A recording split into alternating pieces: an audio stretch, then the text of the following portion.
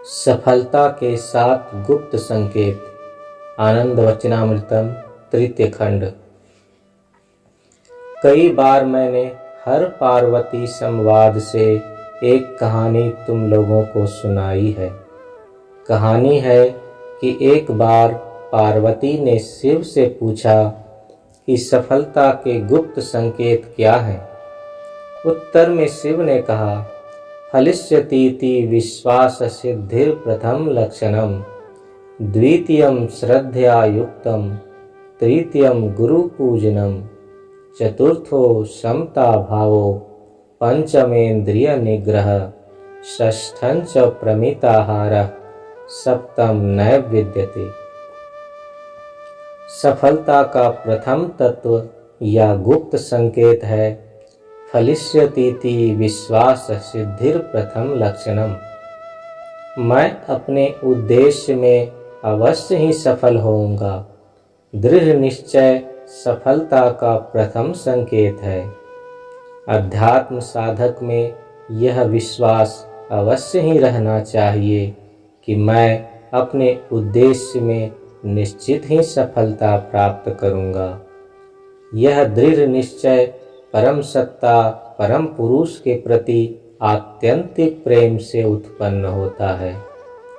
जब यह प्रेम अनाक्रमणीय किंवा दुर्निवार और प्रदूषण मुक्त किंवा संशुद्ध होता है, तब यह दृढ़ निश्चय उत्पन्न होता है कि मैं अपने उद्देश्य में सफल होकर रहूँगा। यह सफलता का प्रथम गोपन संकेत है। द्वितीयम श्रद्धया युक्तम। सफलता के लिए दूसरा आवश्यक तत्व है श्रद्धया युक्तम। अपने अभिष्ट के प्रति श्रद्धा होनी चाहिए।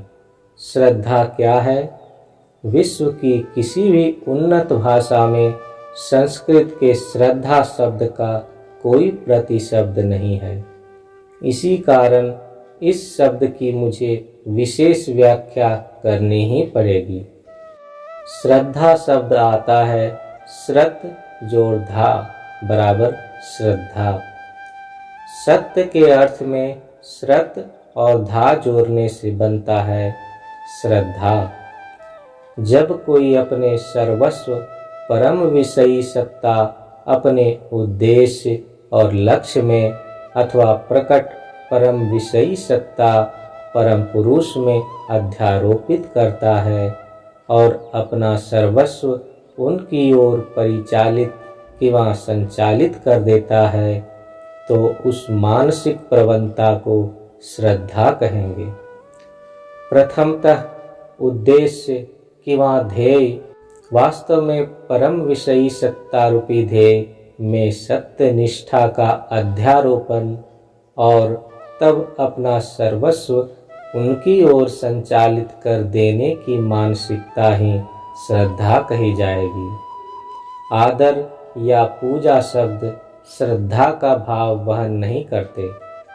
यदि परम पुरुष के प्रति निष्कपट प्रेम हो तो श्रद्धा अंकुरित, पल्लवित और पुष्पित भी हो सकती है, अर्थात तब वह पैदा हो सकेगी और बढ़ भी सकेगी।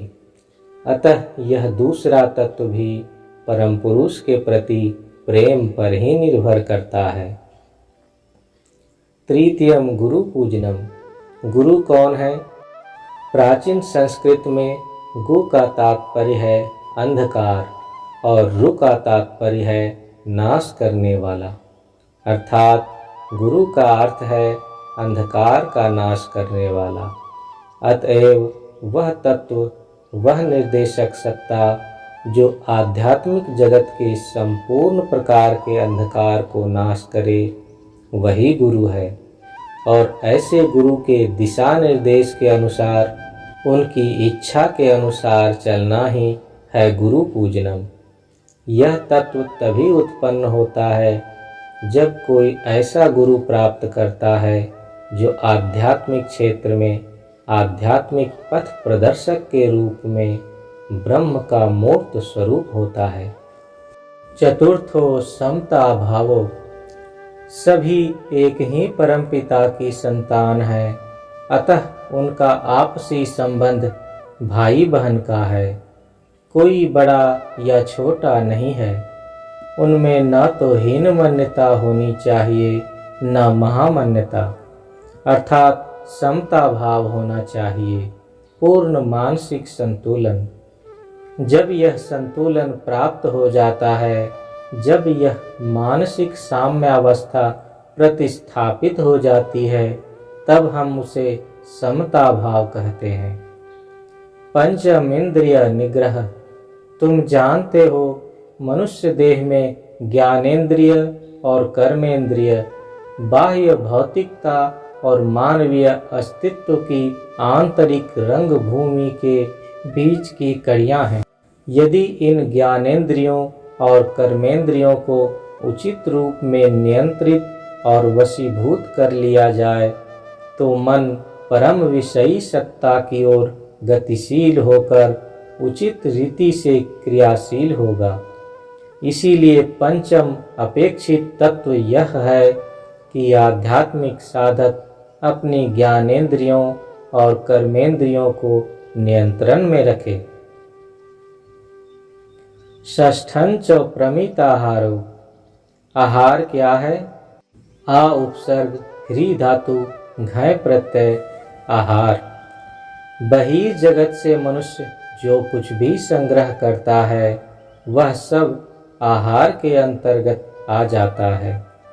यह भौतिक आहार है। मानसिक आहार बाह्य भौतिक जगत और आभ्यंतरिक मानसिक जगत दोनों क्षेत्रों से प्राप्त किया जा सकता है। तुम एक भौतिक रसगुल्ला खा सकते हो और प्रसन्न हो सकते हो, अथवा मन में ही रसगुल्ला बनाकर खा सकते हो और उससे भी प्रसन्नता पा सकते हो। यहाँ प्रमिताहार शब्द प्रयुक्त हुआ है, परिमिताहार नहीं। परिमित का अर्थ है नियंत्रित, अति अधिक नहीं लेना, न अति कम ही लेना। इसमें प्रमिताहार का प्रयोग किया गया है, जिसका अर्थ होता है आहार का नियंत्रित और संतुलित दोनों होना, अर्थात जो गुणगत और मात्रागत दोनों ही दृष्टियों से उचित हो। बहुत से लोग ऐसे हैं जो अन्यथा ठीक हैं, किंतु वे जो आहार ग्रहण करते हैं उस पर नियंत्रण नहीं है। यह अत्यंत महत्वपूर्ण है कि जो भी कोई आहार ले वह अविवेकपूर्ण न हो, बल्कि आहार पर नियंत्रण हो और साथ ही साथ पुष्टिदायक भी हो।